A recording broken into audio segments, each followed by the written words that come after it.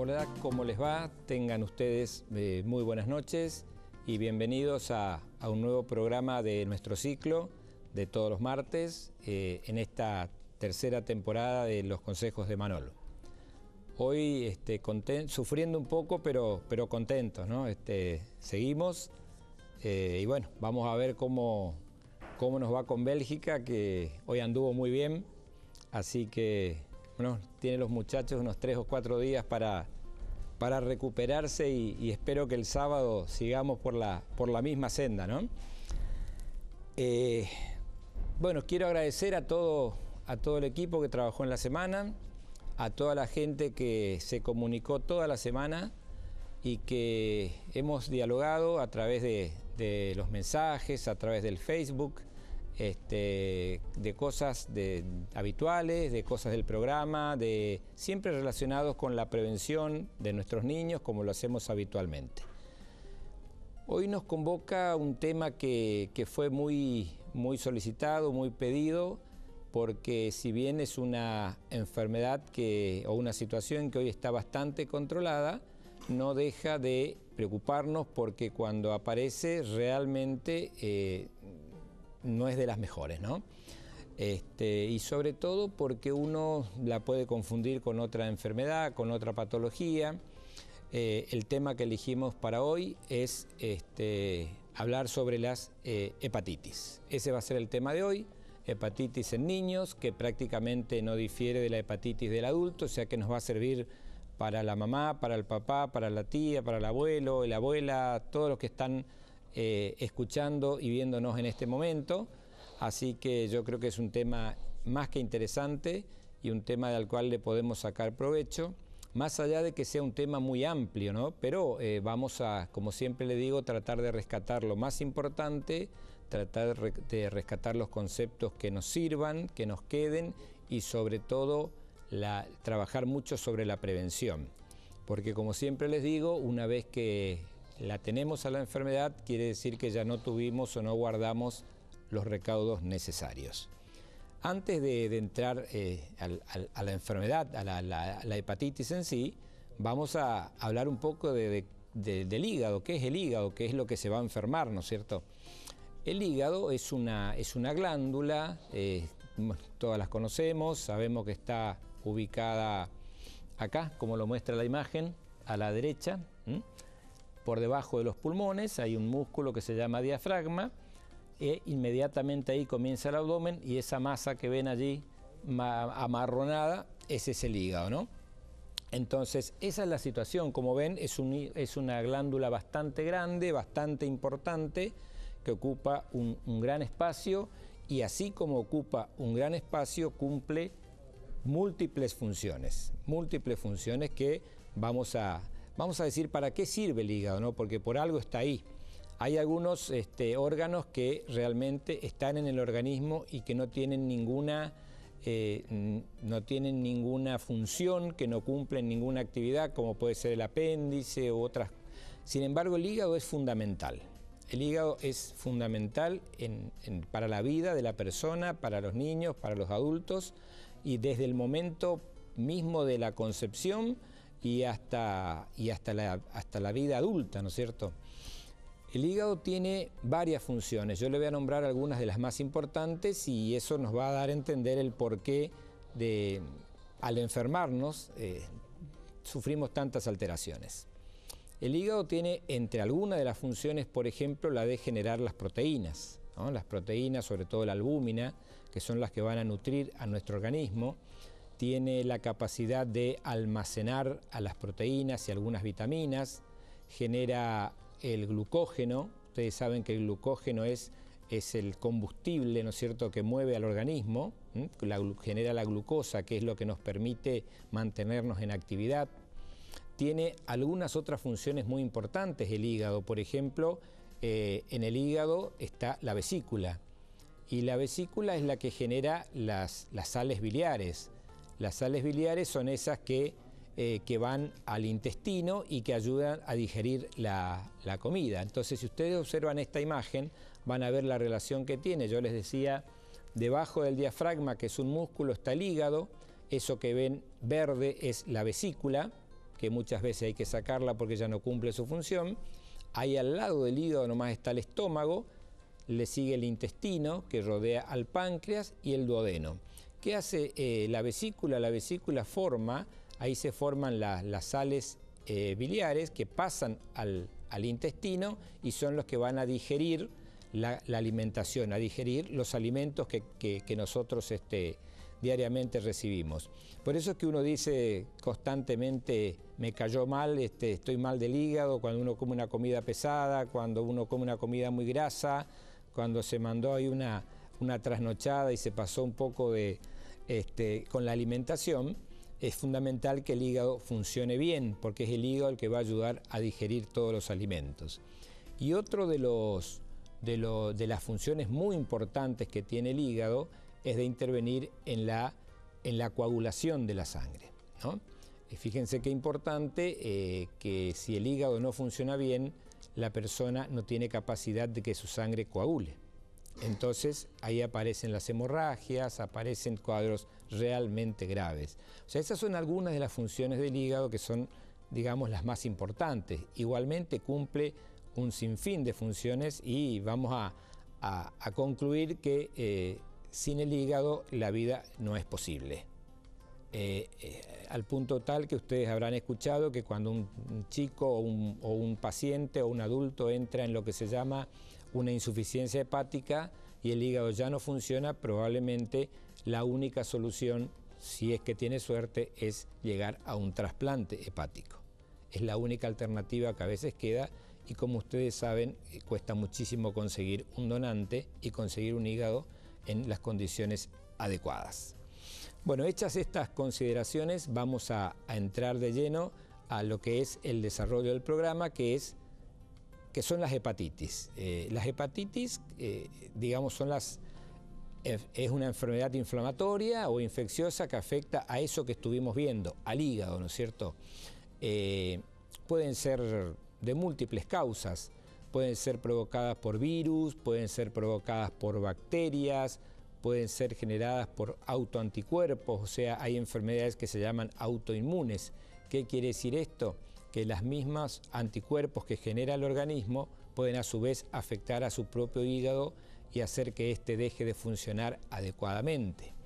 También pueden actuar sobre el hígado fenómenos tóxicos como el alcohol, distintos tipos de alcohol, algunos venenos, sobre todo los venenos de serpientes, los insecticidas y también algunos medicamentos. Pero esto hay que manejarlo con mucha prudencia porque no es que todos los medicamentos afecten al hígado, ¿no? Hay un listado que ahora vamos a ver cuáles son los más frecuentes. Pero esa es cuando hablamos de las hepatitis inflamatorias. Ahora, cuando hablamos de algún tipo de hepatitis, que después vamos a describir cuáles son, también está la posibilidad de que en algunos casos la hepatitis pueda ser considerada, como fue en un momento, en algunos casos una enfermedad de transmisión sexual. ¿Por qué digo esto? Porque hay una hepatitis o dos hepatitis, sobre todo la hepatitis B y la hepatitis C, que actualmente está comprobado que pueden transmitirse más que nada por la actividad sexual, ¿no? Entonces, ¿cuáles son los virus que habitualmente afectan y producen las hepatitis? Tenemos el virus de la hepatitis A, que obviamente va a generar la hepatitis A. Tenemos la hepatitis B, tenemos la hepatitis C, la hepatitis D y así sucesivamente van apareciendo distintos tipos de hepatitis de acuerdo al virus que lo provoque.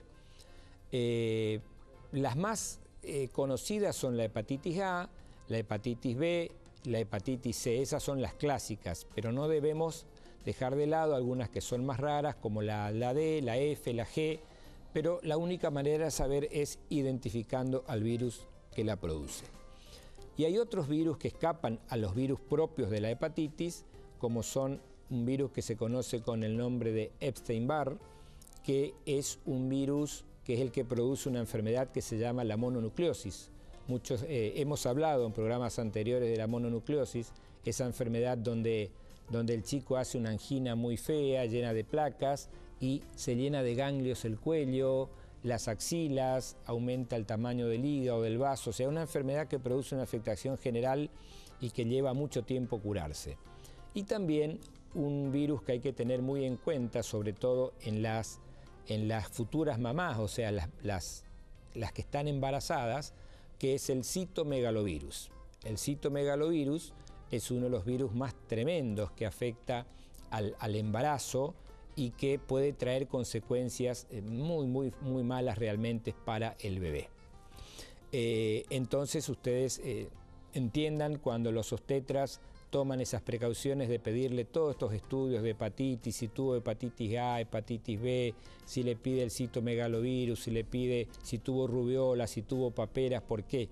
Porque en realidad lo que está haciendo el obstetra es protegiendo a través de esos estudios al futuro bebé, al bebé que va a nacer, ¿no es cierto? Y para que ninguna de esas enfermedades lo afecte dentro de la panza, dentro del vientre de la mamá o en el momento del nacimiento.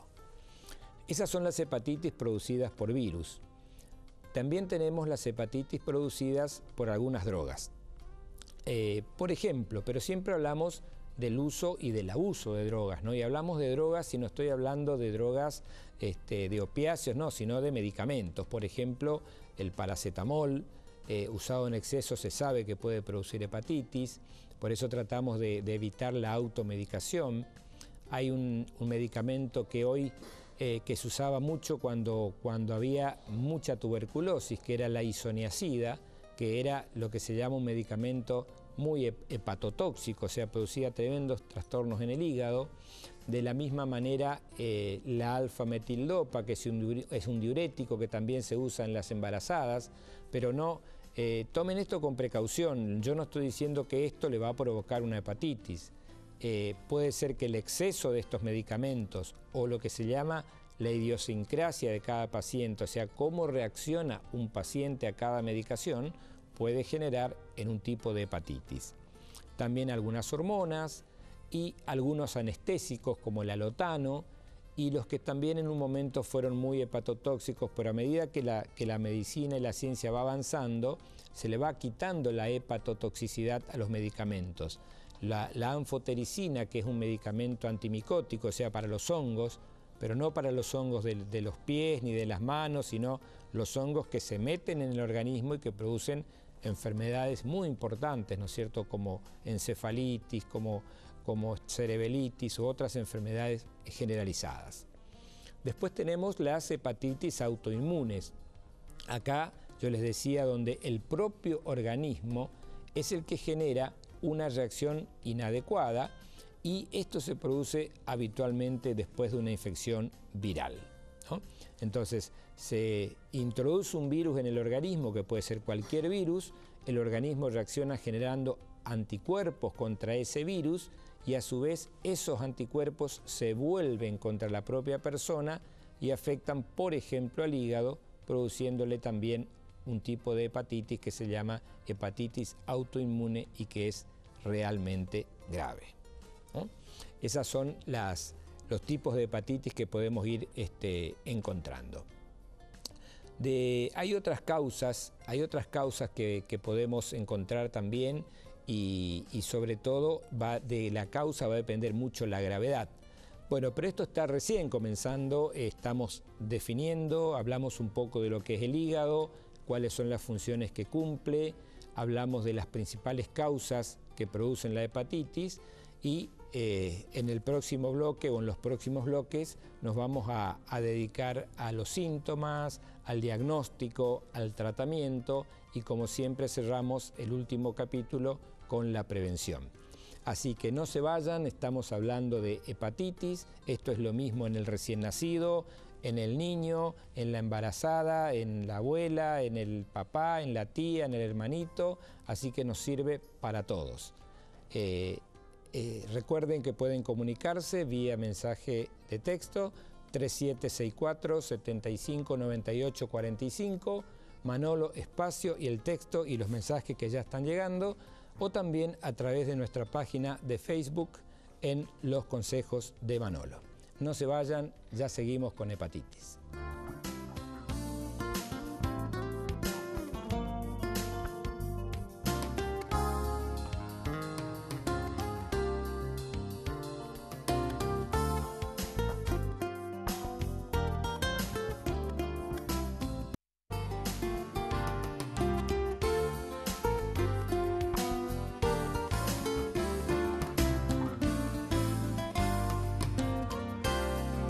Bien, estamos hablando de hepatitis en forma general, más que nada para los niños, pero nos sirve también para los adultos.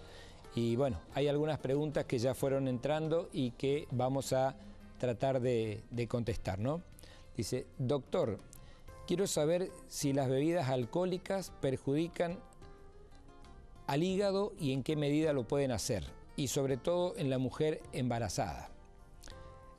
Por supuesto que sí. El alcohol es tremendo para el hígado, puede producir no solo una hepatitis, sino el ser un tomador consuetudinario, habitual de alcohol, y no en grandes cantidades, porque está el que toma grandes cantidades en una sola vez y por supuesto puede entrar en un coma alcohólico, y está el que toma también todos los días un poco y que también termina siendo una persona alcohólica.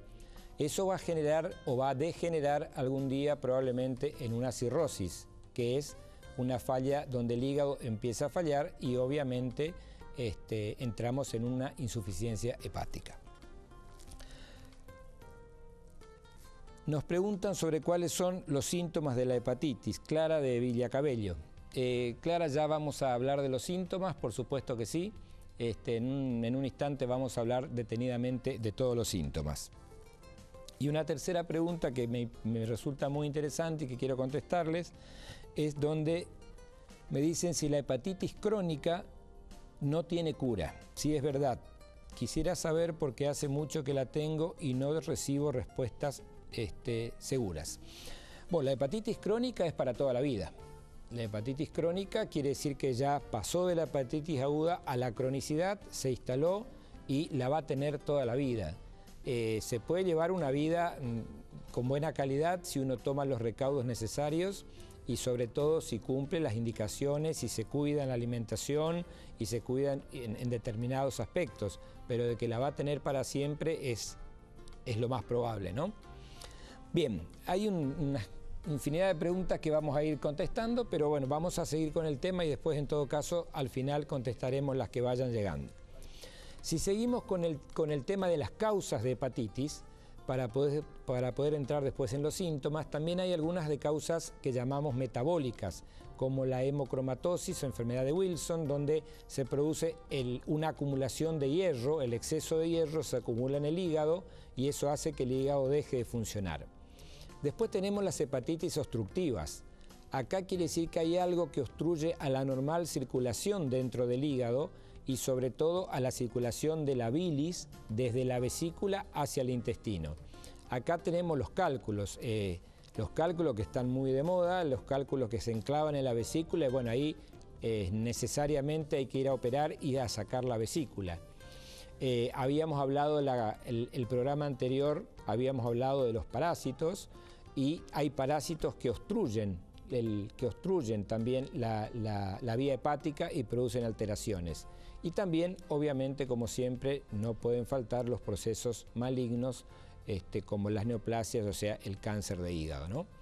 Y con respecto, acá también ya entramos en la hepatitis alcohólica, donde se produce por el excesivo consumo de alcohol, y sobre todo esto es lo que vemos más que nada en los adolescentes. ¿Por qué en los adolescentes? Porque, digamos, a veces falta lo que está mal llamado, pero bueno, es una manera de decirlo, una especie de cultura alcohólica, ¿no? Uno puede tomar todos los días un poquito de alguna bebida alcohólica, un vasito de vino, una copita de cerveza, pero si esto se hace una rutina, si se vuelve ya una necesidad, si se vuelve una adicción, obviamente que estamos hablando de una hepatitis alcohólica que va a generar necesariamente una cirrosis alcohólica.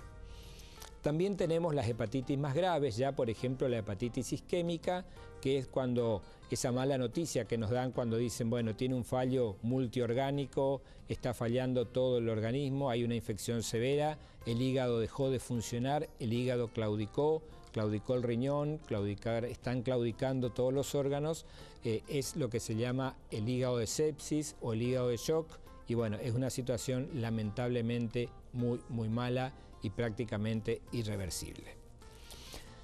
Bueno, vamos a entrar a cómo se contagia la hepatitis, ¿no? Porque esto es importante saberlo, cómo se adquiere la hepatitis.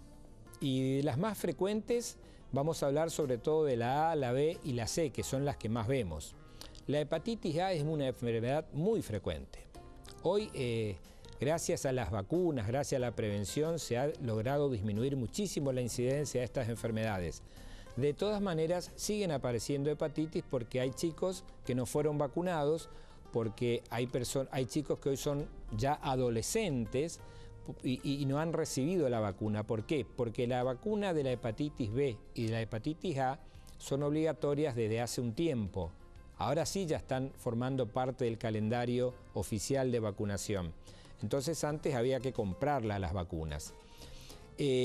¿Cómo se contagia la hepatitis A? La hepatitis A entra, el virus de la hepatitis A entra por la boca, como la mayoría de las enfermedades. Recuerden lo de los parásitos, la vía es la fecal oral, o sea, una persona que está enferma de hepatitis elimina el virus de la hepatitis con las deposiciones.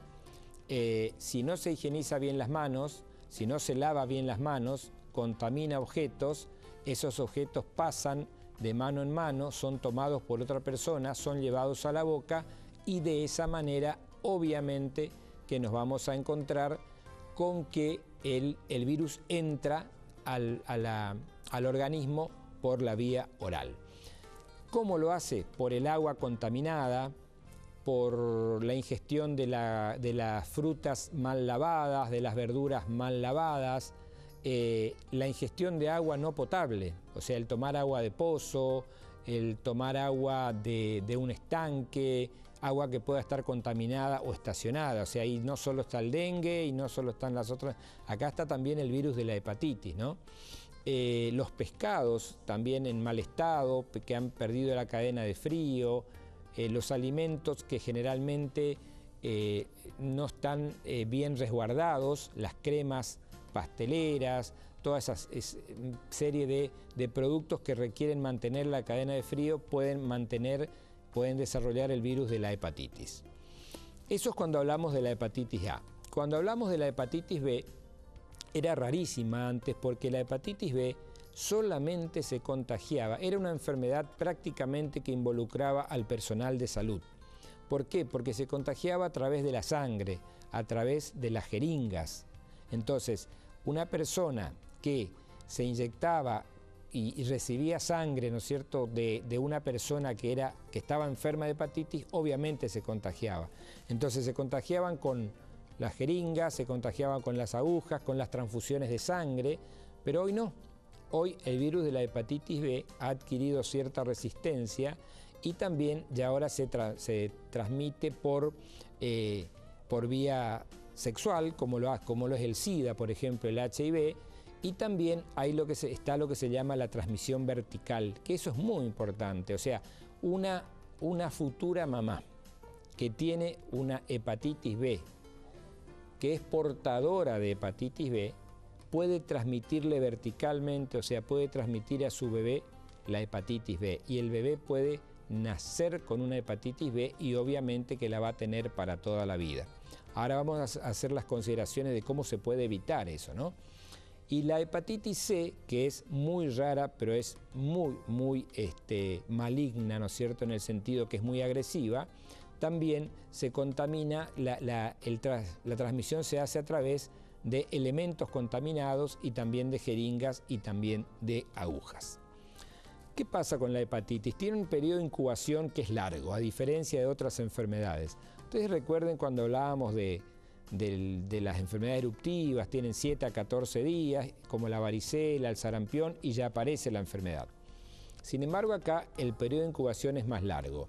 En la hepatitis A, por ejemplo, una vez que un chico se contagió, tarda entre 15 y 30 días en aparecer la enfermedad. Y en la hepatitis B es aún más largo todavía. A veces pueden pasar 30 a 60 días hasta que aparezca la enfermedad. Entonces está ese periodo de ventana donde es desde que entró el virus hasta que empezaron los síntomas. Pueden pasar de 1 a 2 meses, 30 a 60 días. Eso es lo que lleva lo que se llama el periodo de incubación. Con respecto a la señora que me preguntaba hoy por el tema de cuáles son los síntomas, ¿no? Clara de Villa Cabello. Bueno, los síntomas de la hepatitis son muy son muy light, podemos decir así al comienzo, son muy difíciles de interpretarlos al principio. Cuando una persona tiene una hepatitis, los primeros síntomas, primero que esto es muy parecido en todas las variantes de hepatitis, pero comienza, lo que más llama la atención es la astenia, o sea, la falta de ganas. Uno mejor dicho, tiene ganas de no hacer nada. Es como que uno estuviera decaído, con pocas fuerzas, no quiere hacer nada, no quiere ir a trabajar, no quiere levantarse, quiere estar todo el día acostado, un decaimiento extremo. Hay falta o pérdida total del apetito, o si no, las comidas le caen mal. A veces el solo hecho de mirar la comida, y sobre todo si es algo frito o algo graso, ya produce un malestar, produce náuseas y produce vómitos. Pueden aparecer los dolores abdominales, pueden haber estados nauseosos, o sea, constantemente la persona o el chico está mareado, con náuseas, a veces vomita. Entonces, fíjense que ahí uno está pensando en una diarrea, en una gastroenteritis, en una intoxicación, y es difícil que ni siquiera los médicos pensemos de que podamos estar en presencia de una hepatitis hasta ese momento. Puede aparecer una fiebre que no le encontramos la causa, revisamos, no es la garganta, no son los oídos, no son los pulmones, no está engripado. ¿Y cuándo empezamos a darnos cuenta de que estamos ante una hepatitis? Es cuando aparece yo les diría el signo típico, lo que llama la atención, y que es la ictericia, o sea, la persona se pone totalmente amarilla. Si miramos, por ejemplo, esta imagen, este es un bebé que debe estar entre 3 y 4 meses, no más que eso, y ustedes noten que es un bebé que tiene la piel totalmente amarilla, y lo que llama la atención es la parte blanca de los ojos, es lo que más amarillo se pone, lo que se llama la esclerótica, esa parte blanca que tenemos todos. Fíjense acá, esto es más notable todavía, un chico más grande, donde uno ve y le dice, pero mirá, estás todo amarillo. Acá cuando tiene la esclerótica así, la parte blanca de los ojos totalmente amarilla, obviamente que estamos en presencia de una hepatitis. Ni hablar de todo el cuerpo, está totalmente amarillo, ¿no es cierto? Entonces, cuando apareció la ictericia, ya prácticamente la hepatitis lleva entre 30 a 40 días de evolución, y todo este tiempo ya estuvo cursando su hepatitis, ¿no? Y ahí aparecen los otros síntomas y signos que uno ya empieza a preguntar y que ya caen de cajón, digamos, ¿no? La materia fecal cambia de color y se vuelve totalmente blanca, clara. Es como si fuera un color masilla.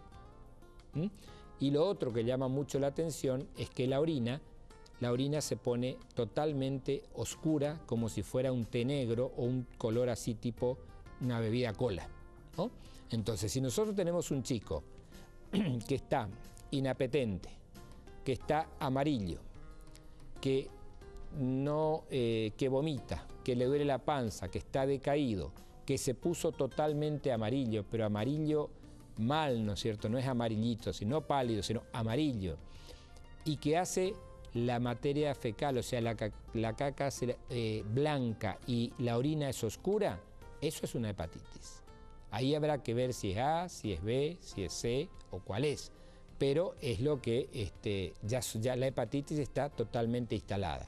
Y por último, hay una forma muy rara de hepatitis donde tiene todos estos síntomas, pero le faltan el más importante, que es la ictericia, o sea, puede tener una hepatitis que se llama anictérica, o sea, donde no está amarilla. Entonces ahí la única forma de hacer el diagnóstico es a través de los análisis en laboratorio, o sea, el diagnóstico a través de los exámenes complementarios, que es lo que vamos a hablar en el próximo bloque. No se vayan, estamos hablando de hepatitis, vamos a ver cómo hacemos el diagnóstico, cuál es el único tratamiento y sobre todo cómo podemos hacer para prevenir estas infecciones. Ya volvemos.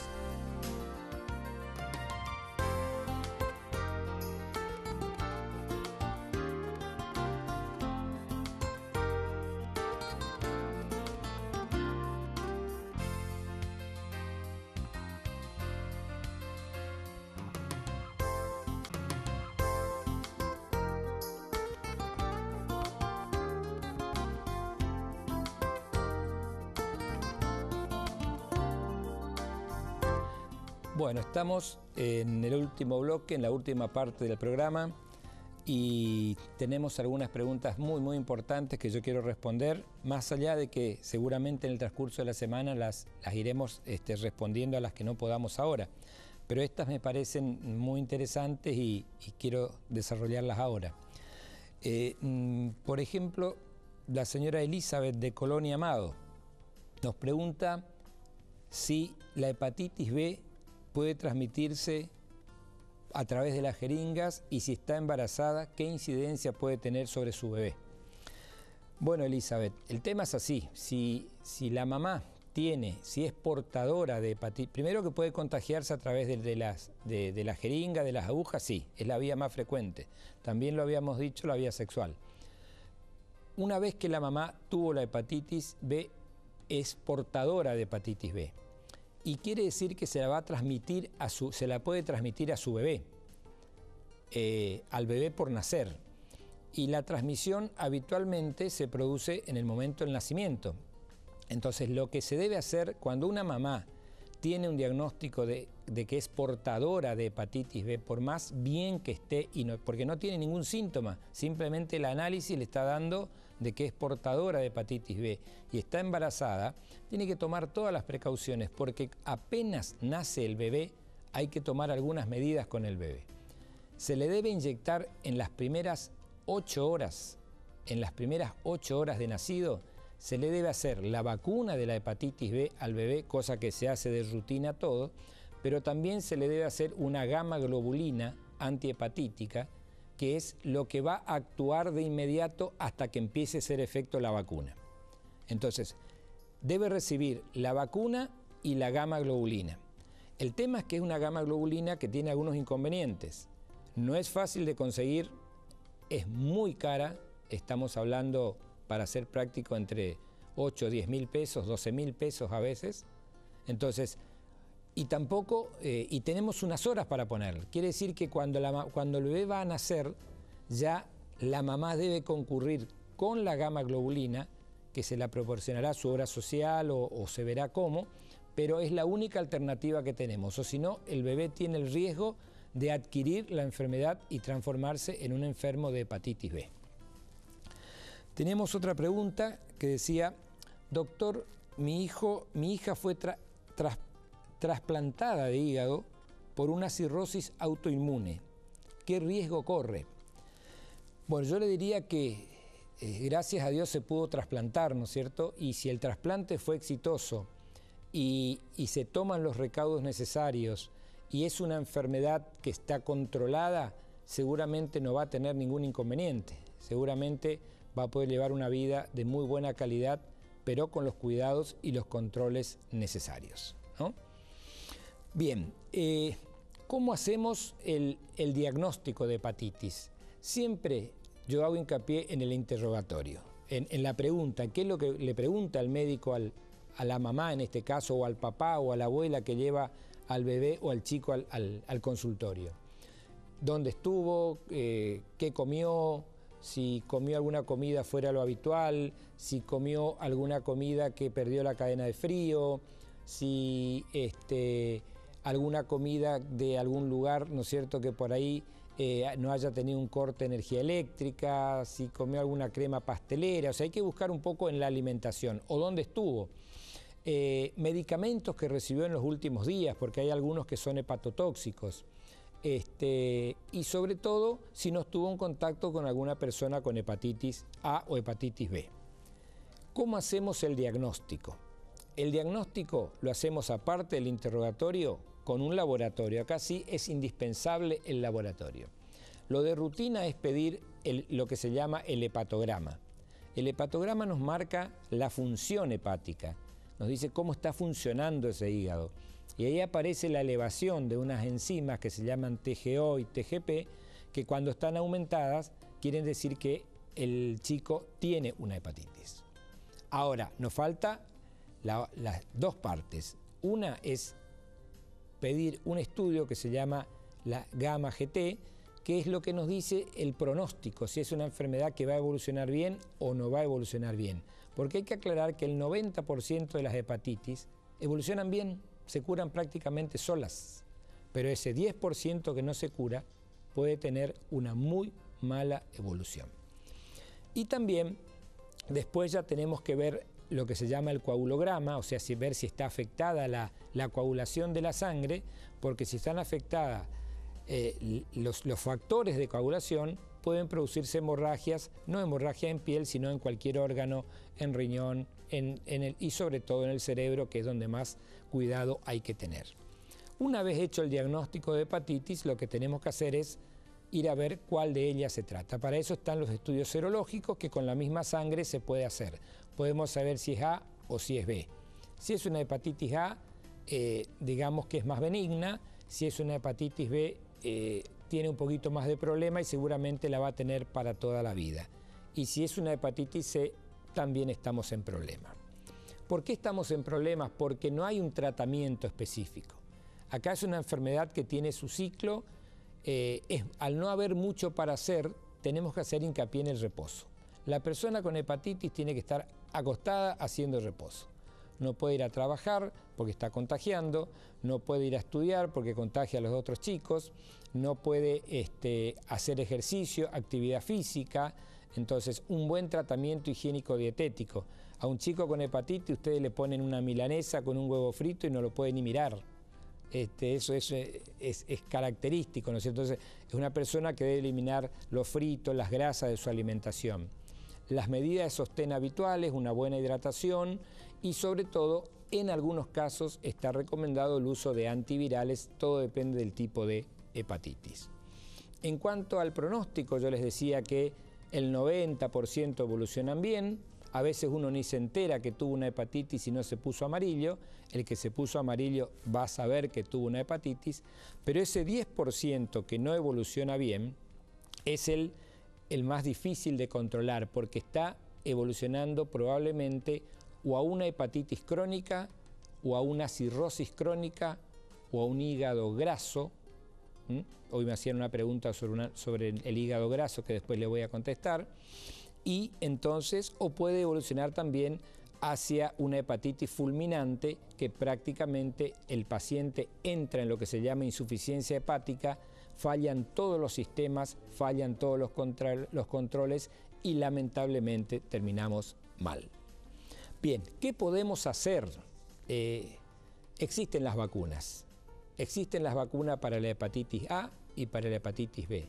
Yo esto quiero hacerle hincapié porque esto no es nuevo, pero hay muchas personas que cuando no eran obligatorias y no tenían la posibilidad de comprar la vacuna, no se la habrán puesto. Entonces, desde hace unos años, la vacuna de la hepatitis B y la A forman parte del calendario. La vacuna de la hepatitis B se pone apenas nace el bebé, o sea, hay que hacerla en las primeras 10 o 12 horas de recién nacido. Es más, la vacuna de la hepatitis B, la primera dosis, se aplica en el momento del nacimiento. O sea, el chico prácticamente no sale de la sala de partos o del quirófano si ya no sale con la vacuna de la hepatitis B, que se aplica, que es intramuscular y que se aplica en el muslo. No se asusten porque se aplica en la piernita, que es la zona que tiene más músculo. Ya no se pone más ni en la cola ni en el brazo, le va en el muslo. La primera dosis es al nacer, la segunda dosis es a los 2 meses, la tercera dosis es a los 6 meses. Entonces son 3 dosis y después se repite el calendario cuando cumplen los 11 años. A los 11 años es importante saber esto. Si el chico estuvo correctamente vacunado, simplemente necesita un refuerzo a los 11 años. Ahora, si no estuvo vacunado nunca, necesita las 3 dosis con esta diferencia, con este intervalo que hablamos. Y con respecto a la hepatitis A, hoy es obligatoria y se la debe poner al año. O sea, cuando el bebé cumple 1 año, cuando se aplica la vacuna del sarampión, de la rubiola, de la papera, ahí también se le aplica la vacuna de la hepatitis A. Quiere decir que tenemos vacunas contra la hepatitis A y la hepatitis B. Lo que hay que ir a ver es a revisar los calendarios, a revisar las libretas, porque llegó un momento en que se hizo obligatoria y a partir de ahí todos los chicos se aplicaron. Pero hoy pueden haber un montón de chicos que ya son adolescentes y que no están vacunados ni contra la hepatitis A ni contra la hepatitis B y por lo tanto están expuestos a contraer la enfermedad. Eso es con respecto a la prevención, a las vacunas. Y para no contagiarse la enfermedad, lo que siempre hablamos. Un riguroso lavado de manos, lavarse frecuentemente las manos porque sobre todo cuando uno va a a tocar alimentos, cuando va a cocinar. ¿Por qué? Porque puede tener el virus de la hepatitis en las manos y al cocinar ponerlo en la comida y después la persona lo ingiere. Un riguroso aseo en la cocina. Mantener los recipientes cerrados. Hervir bien las verduras, las que se van a hacer, sobre todo cuando se le dan a los chicos que no deben comer bebidas crudas, sobre todo verduras crudas. La carne bien cocida, ese es otro dato a tener en cuenta. Tratar de no usar mucho la comida recalentada, la comida que estuvo mucho tiempo, que perdió la cadena de frío.